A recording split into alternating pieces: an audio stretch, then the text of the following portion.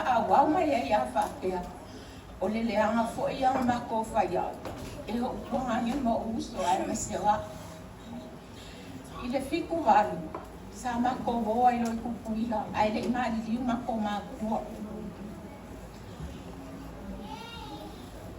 Mai le kaimi le fiku walu ngā, a kongo ke sila fia, ua e au kule aka pese o elevisi Priscilla. O lunga lai whano le si a ingai kapukimu, sa whai e la ka ki whanga. O kele ingo fongo le lei a ka penga ko se mama oe, se ma oe makamaka le aka pese o elevisi. Mai le ngāpu, o ke awa o lai kiki, o ke si ko se ma e afisi o au kafa. A alpong sa fo ia, o ke e ai le fiki o ko se ma o sulu i lalo, o soa ma oe le se kama i langa o hila mili vai. Kusanga le anga i le maka o ko se ma, o ke le i fo i le fali. Mama oa se i umale aka pese o ele visi, mama fo i la, le fale, e fai le ka e o longa maka. Mawa kuloa. Wo fefe lo kinga ma lo kama ma kuloa fa aboe ko se ma a lo kinga e sa wa ala I follow si lo kinga bula ninga le anga yo fa aku maso ama o le wila wili vai le ma o makama ya ka pese o le visi o ngolo fefe la le po le level po e fa ye ma ko kulinga ma lo kinga alwai ma ko ko e fo I lo I sa boa ko se ma e ese le anga fai mai e mako uma o ke whawhikai I le Afoa I a Kosema I longa rufa malonga anga le ianga go na ua sa uni ai nimo Kosema e o I Australia o la ukara fai a Kosema arua o ai ami o le anga ai ia o e peke ua puli o e ai o nga ke ro I longa ahinga Kosema o ke manga ke koe fo I mai nei ka ke mafuka ai peka ia o ke lo Kosema o lai loa ai le ma fai fia fai ko adua ia ai o fa ia ai fai fa le Kosema a fai fai bisa ai Kosema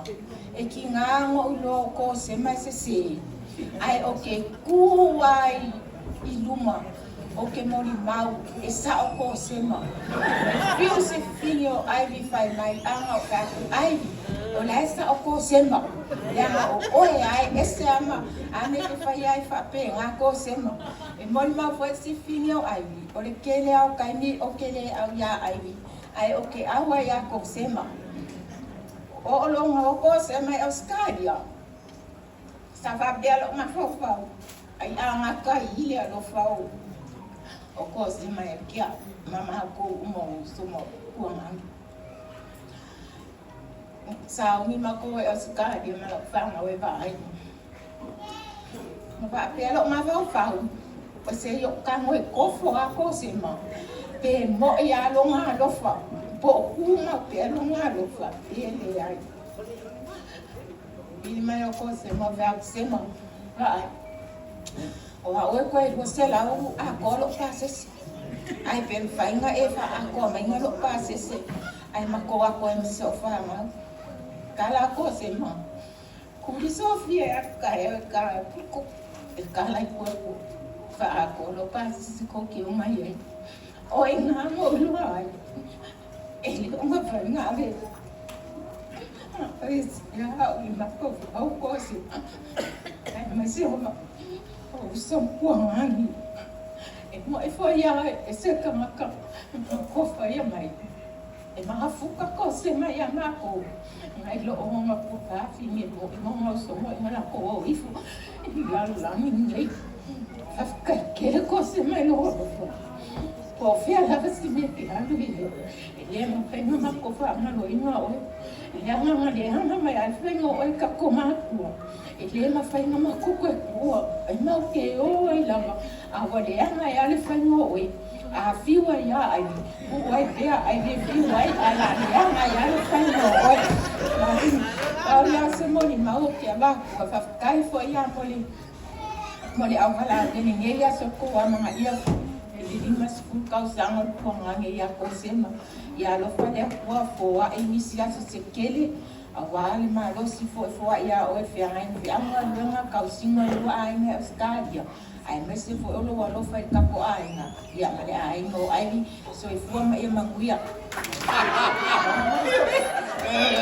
mangongi falai desi yo ya tuati ya mise ilala ya musana molimau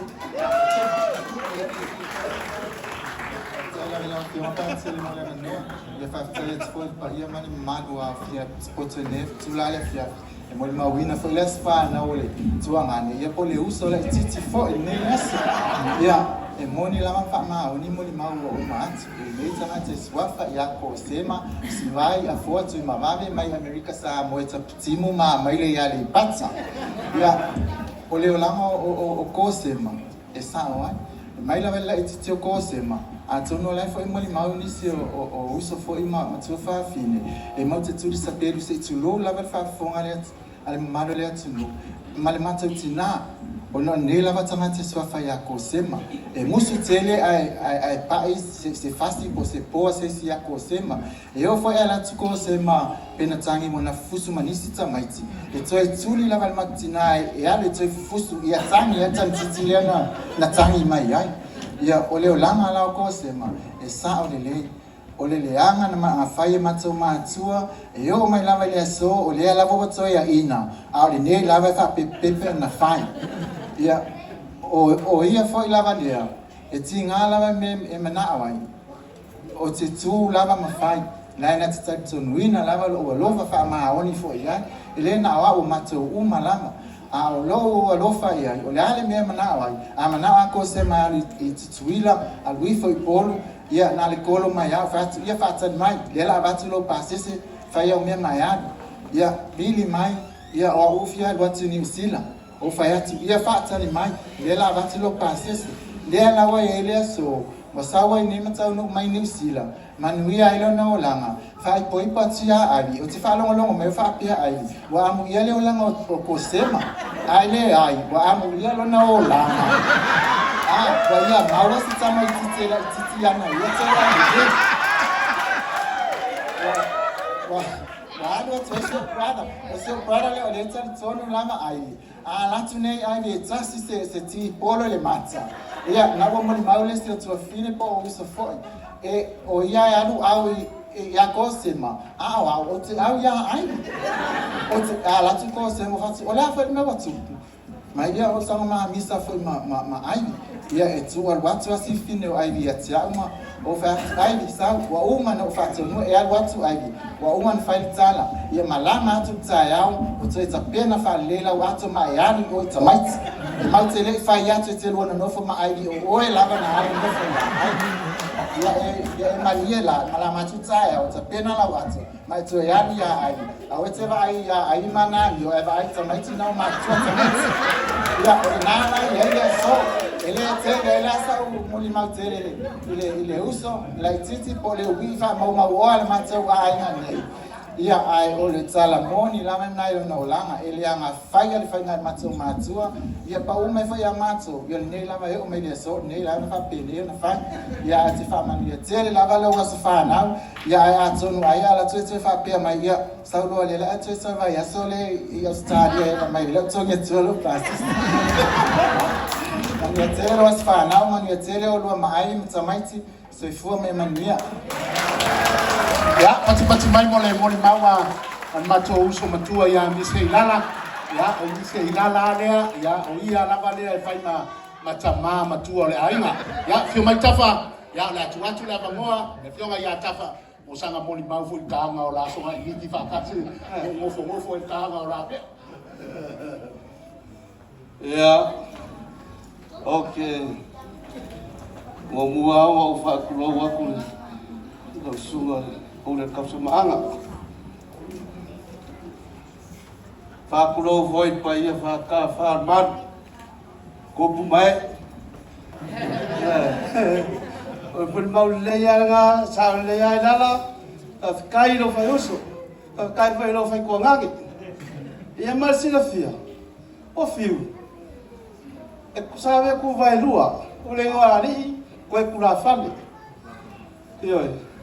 E leoa, whai a whai, o sili, pui pa i o ainga, ai mesi alo ni no mai awa. Al kama fo. Whai mai o le kama o le aga papa. O lo punga mai ai vai al kama. Ma kua ya kau iri men maru ya fonki man wafa fa le pot o pu awa ya mai. Kama lea, kama kang. Ale nga fo ya. I o ia fo ile fa kuinga le vi o pese fo ile le o le fia pa i le vai al kama. O e kolo purau ele uso ya Kosema. Mulesi fa kai ka ua. Sema ai i fa rau. Kai lu manga iole sunga fe fiau sunga ai mela pa ya e dai sa swa awa le fiore pa ia le sa swa ya sunga fa fe nganga wa ka ngalo vai fa penga wa ka po fo ya ya fiafi pa ia malu la fia kasi ngau ko mai kala fai deus Kosema